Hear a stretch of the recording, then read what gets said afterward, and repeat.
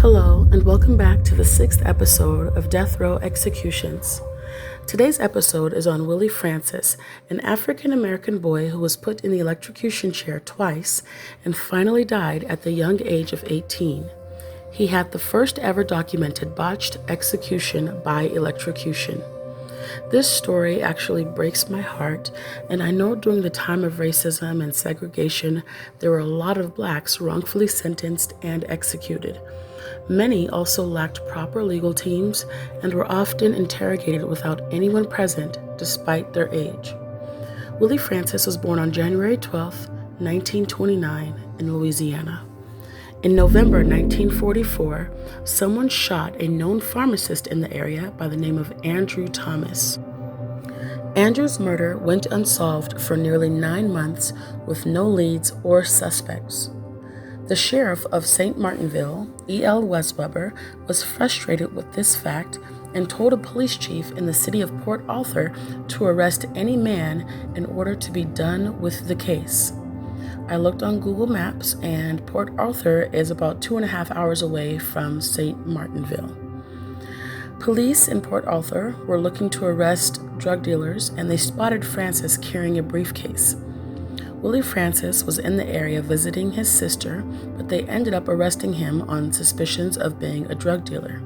When they realized he had no drugs on him, they started to question him on the murder of Andrew Thomas back in St. Martinville.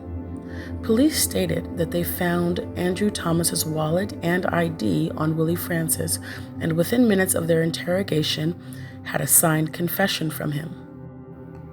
The police denied any coercion, but the verbiage used seemed as if he was coached from a policeman on what to say. Approximately 3 weeks after his arrest in Port Arthur, Francis was on trial in front of an all-white jury, but pleaded not guilty. It wouldn't make much sense for him to, quote-unquote, confess and then plead guilty.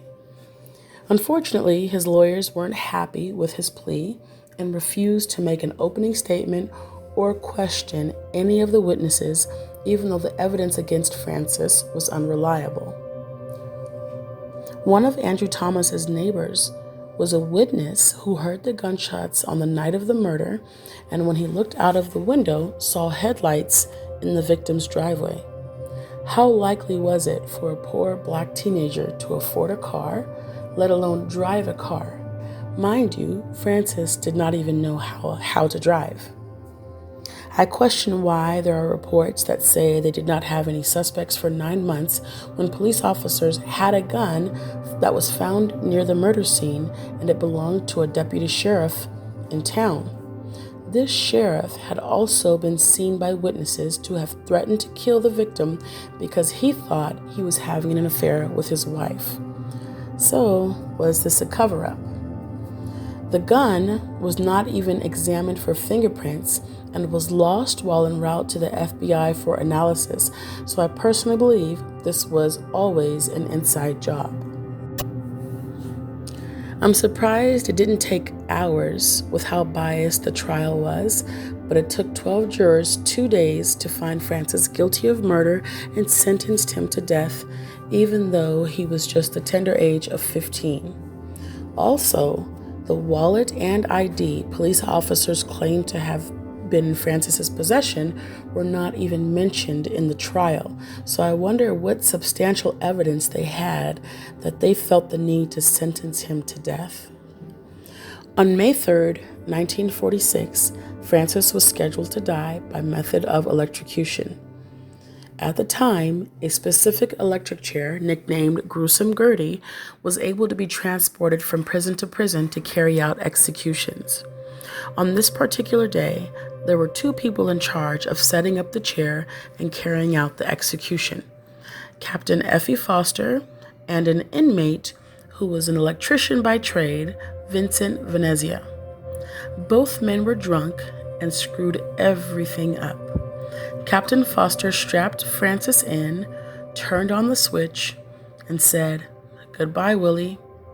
Francis got a big shock, and his arms were flailing around, but he never died.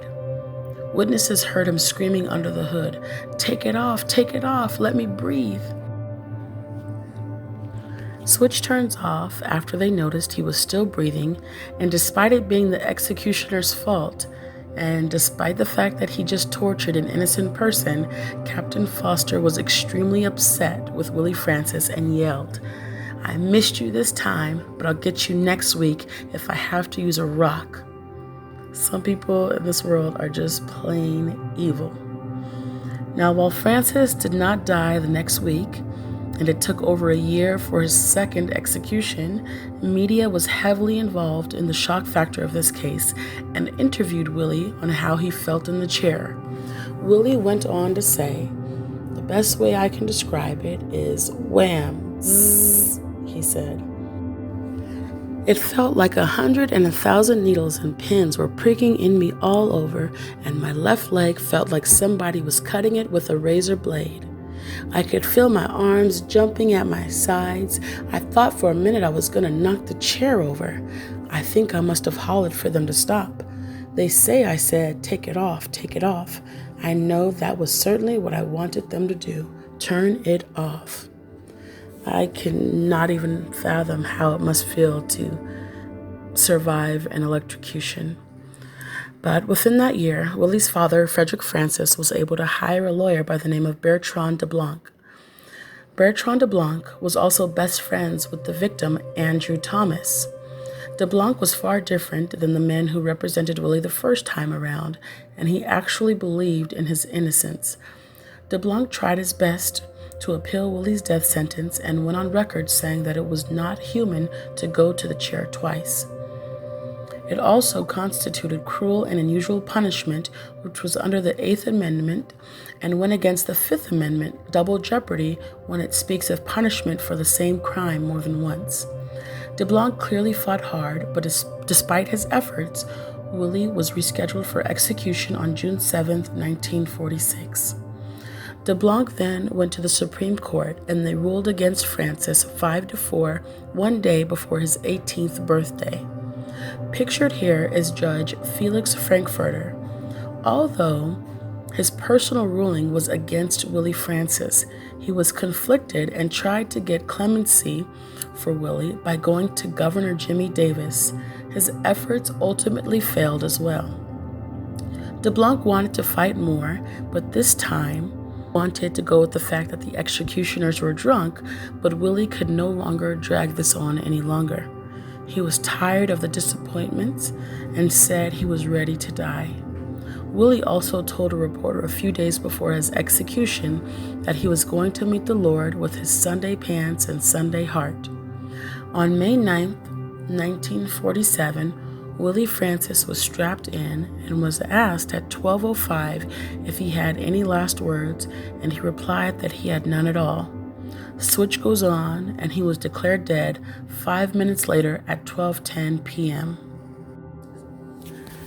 Pictured here is a picture from Willie's prison cell. On the left, it says, "Practically, I killed Andrew by accident. It will happen once in a lifetime. Look where Andrew is today. He's in his lonely, coldly grave." And then on the right, it says, "Of course, I am not a killer." Now, I wonder if he was ever threatened or if he said what he thought people wanted to hear. I truly think this case screamed injustice all over, and I would like for you guys to comment below and let me know what you think of this double execution of Willie Francis. Thanks again for watching another episode of Death Row Executions. I appreciate the support from all the new subscribers, and I'm excited to grow and provide more intriguing content.